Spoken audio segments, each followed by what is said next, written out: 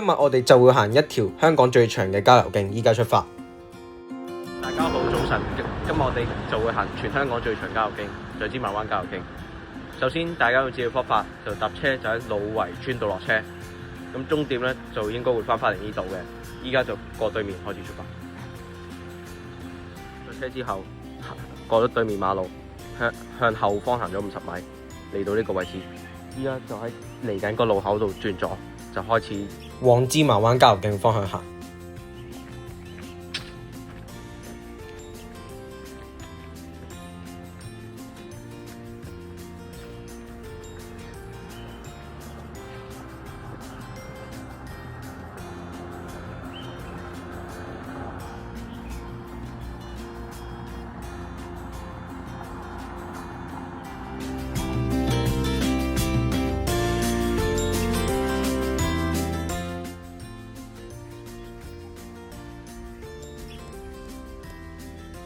喺綠色橋度行過嚟，嚟到呢個十字路口，依家轉咗就繼續一直行。綠色欄杆石屎車路行過嚟，嚟到呢個位置，依家就繼續一直行石屎車路。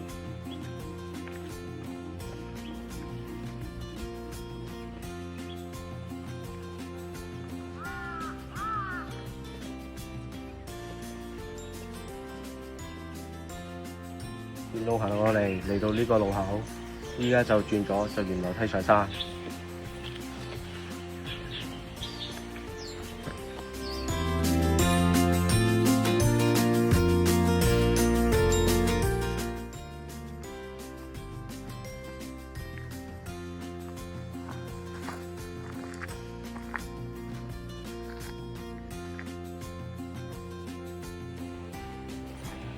沿山徑行上嚟。經過呢個涼亭，依家又轉咗，就繼續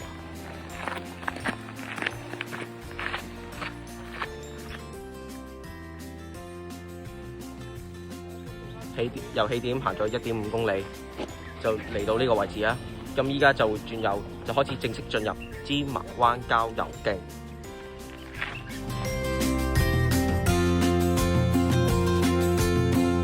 芝麻灣郊遊徑嗰個派入咗50米度。嚟到三叉路，左邊係十浪營地，右邊直上老人山。咁而最右嗰條咧，就係以前舊芝麻灣郊遊徑嚟嘅。咁今次就我哋選擇行龍尾經老人山上去嘅。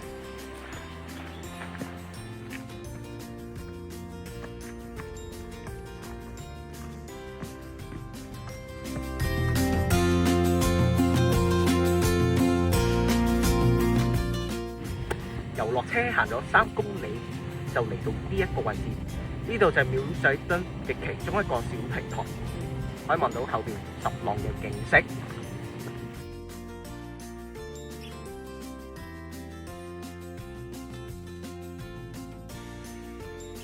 喺點行過嚟，行咗3.5公里，就嚟到廟仔墩山頂。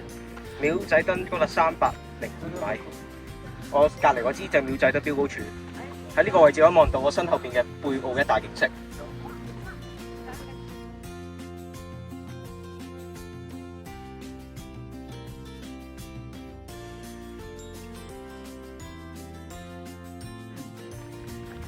去完廟仔墩啦，依家就前往老人山進發。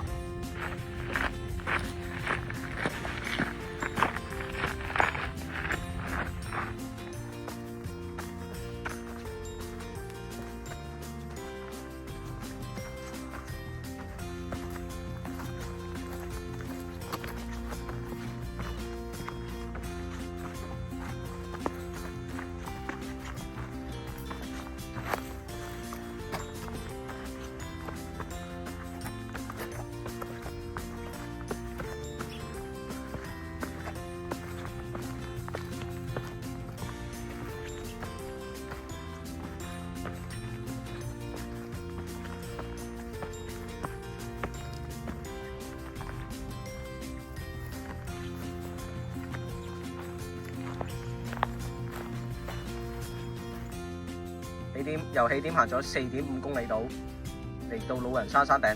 老人山高達303米，係芝麻灣一帶最高嘅山峰。咁呢個就係老人山山火瞭望台。咁呢塊牌就係老人山山嶺嘅牌，而在遠處就係石鼓洲興建中嘅焚化爐。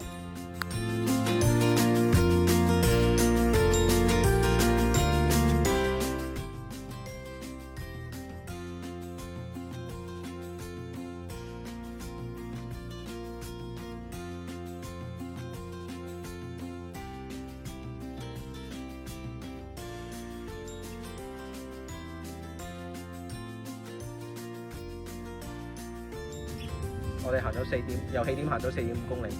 我哋依家咧就離開老人山啦，依家就前往龍尾方向行。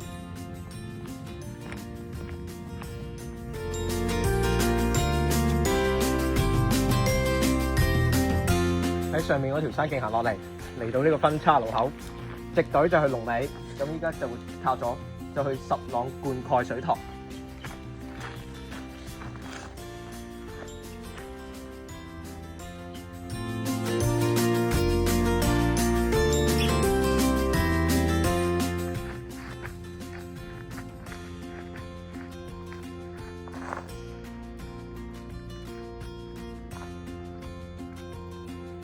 沿呢條比較斜嘅樓梯行落嚟，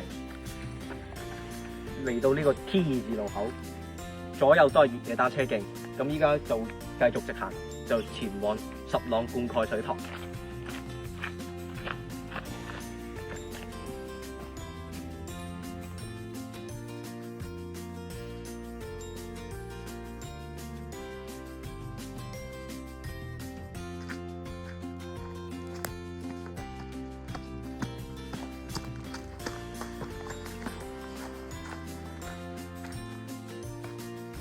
芝麻灣郊遊徑行落嚟，嚟到呢個分岔路口，左邊就出芝麻灣道，依家就轉右就往龍尾方向行。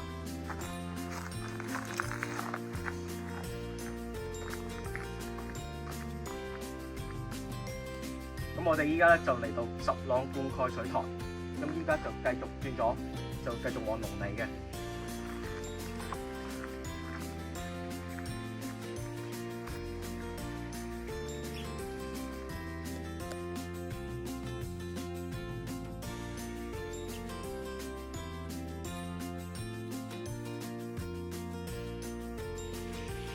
我哋由起點行咗6.8公里度，就嚟到十塱灌溉水塘。咁依家咧就繼續行，就前往龍尾。睇完十塱灌溉水塘啦，依家咧就開始正式進入前往龍尾嘅路段。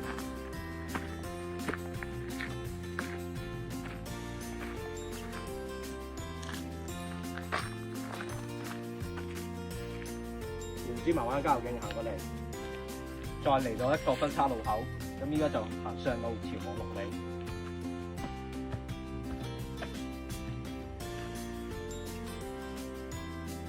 沿呢一條新嘅芝麻灣郊遊徑行出嚟，咁就嚟到呢個位置，呢度有好多個分岔路口，大家要留意路向。咁我哋今次咧就選擇直過龍尾。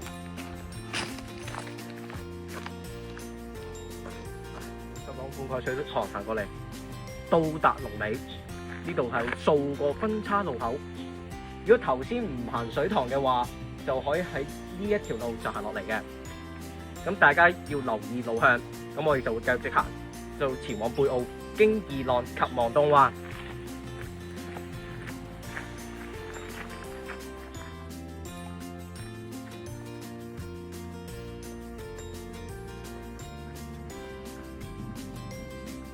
沿芝麻灣郊遊徑行過嚟，嚟到呢個分岔路口，左邊就係大浪經二浪，咁依家咧就繼續直行，就繼續前往貝澳經望東灣。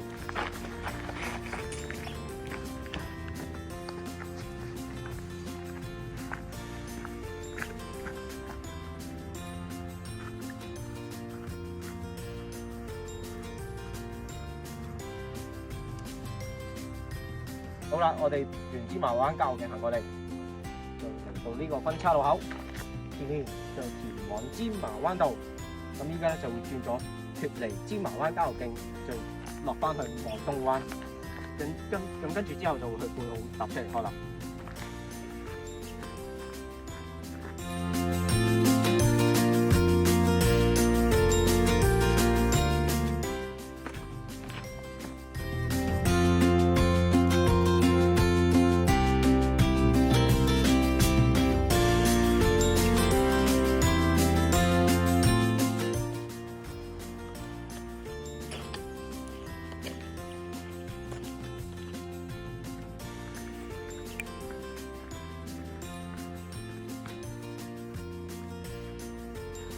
我哋咧就行咗15.6公里，就行完呢條芝麻灣郊遊徑啦。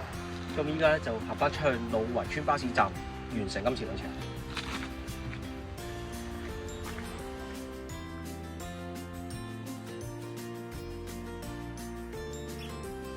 喺呢條小路行出嚟，就嚟到貝澳泳灘，之後出翻去，轉左出翻去老圍村搭車離開。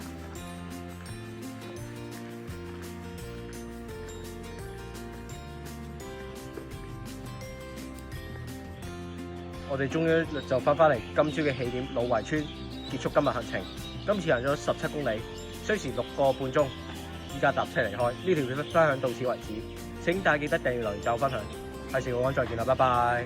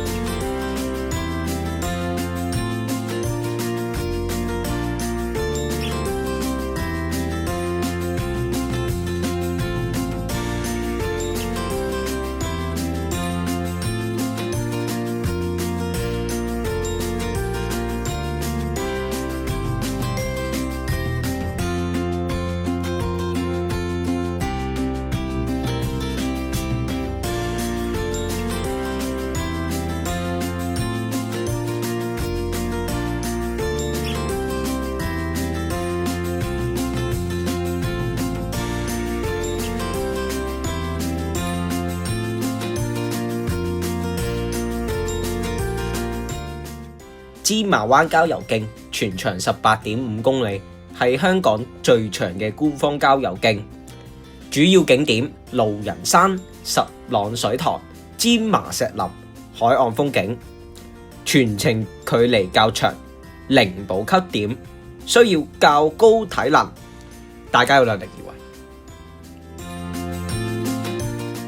十朗灌溉水塘又叫做芝麻灣水塘，喺1950年代主要供水俾長洲居民使用，直至1970年代停止供水，而改變成為一個灌溉用嘅水塘。